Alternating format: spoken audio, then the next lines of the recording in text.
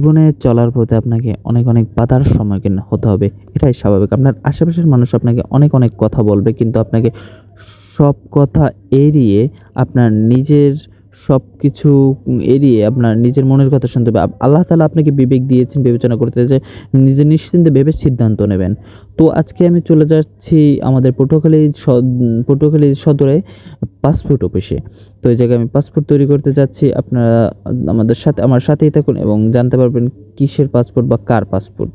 তো আমি যাচ্ছি। আমার জার্নিটা খুবই ভাল লাগছিল আর কি।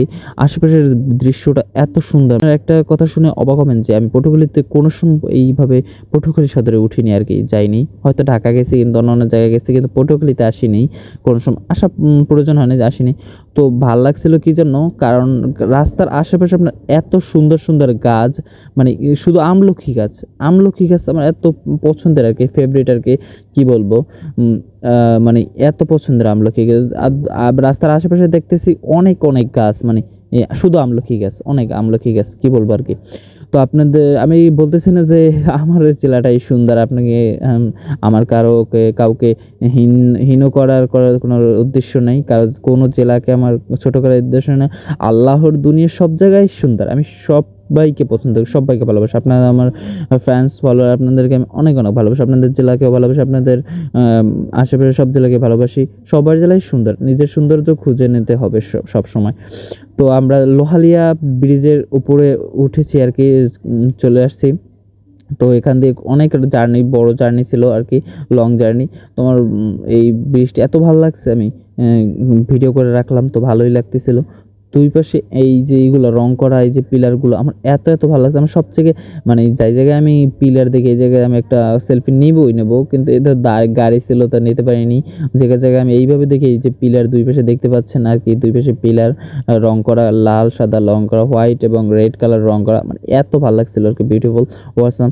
তো আমি চলে আসছি পটুয়াখালী সদরে। দেখেন এই জায়গায় রাস্তার ভিতরে ওয়াল দেওয়া এবং ওয়ালের ভিতরে গাছ লাগানো, মানে এই বিষয়টা আমি ঢাকাও দেখেছি, কিন্তু এই বিষয়টা আপনাদেরকে আজকে বলবো যে এত ভালো, এত সব মানুষের জন্য ভালো, এবং মানে পরিবেশটা অনেক সুন্দর। মানে দেখছেন কি সুন্দর আর কি একটা অবস্থা, মানে বিকজ এই যে এইটা দেওয়ার কারণে আপনার এই যে দুই সাইডে অ্যাক্সিডেন্টটা কম হয়। তো আসার সময় দেখতে পাচ্ছি, দেখেন বাস টানানো অনেক, আশেপাশে দেখতে পাচ্ছেন অনেক বাস টানানো, গেটের মানে করা।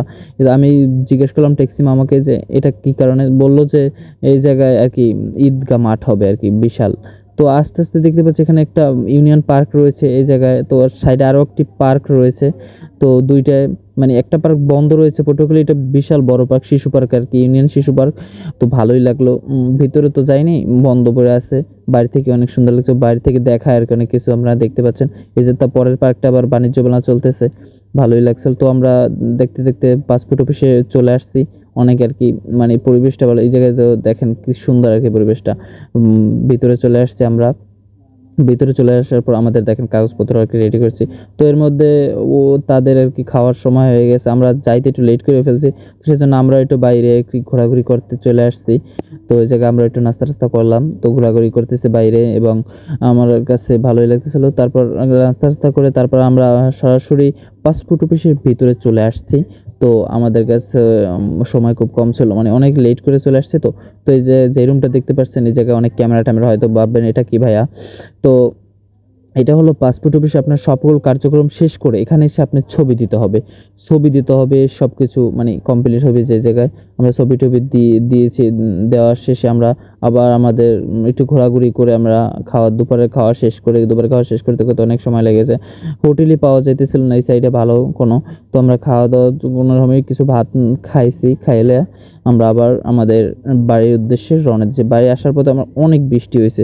তো ভাই একটা কথা আপনারা জানতে চাইবেন যে ভাইয়া কার পাসপোর্ট করেছেন? আমার না ভাই, এটা আমার চাচাতো ভাইয়ের বউয়ের, বাচ্চা এবং বউয়ের। প্রথমে বলছিলাম যে জীবনে আপনার অনেকে অনেক কিছু বলবে, আমাকে এই কারণে বলছিলাম কথাটা, যে আমাকে অনেকে বলে ভাই বিদেশ চলে যান, দেশে কোনো কাজ নাই। বা আমার বড় ভাইরাও বললেন বিদেশ যাও, কি করো, বাসায় থেকে কি করবা। তো পড়াশোনা করছি, নিজে তো কিছু যোগ্যতা আছে, চেষ্টা তো করা উচিত নিজের। আসলে বিদেশে তো যাওয়াই যায়, কিন্তু পরিবার ছাইরা, মা বাবাকে ছাইরা আসলে যাওয়াটা অনেক কষ্টের। যে ত্যাগ করতে পারে হয়তো অনেক ভালো থাকে, কিন্তু আসলে আমার পক্ষে সম্ভব না। হয়তো সবাই সবাই সব কাজের জন্য তৈরি হয় না জীবনে, এটাই আসল সত্য, মেনে নিতে হবে। আমার ভাইরা বাহিরে থাকে, তো তারাও এখন যে সবাই যদি চলে যায় তো আমার বাবা মাকে কে দেখাশোনা করবে, সেই চিন্তা সেই ভাবনাটা কইরাই আর কি থাকতেছি। তো তাদের আমি পাসপোর্ট করাইছি, তাদের সাথে আমি একটু ঘুরতে গিয়েছি, বিদায় আমাকে নিয়ে যেছে। তো এই পর্যন্ত ভিডিও। আল্লাহ হাফেজ, আসসালামু আলাইকুম।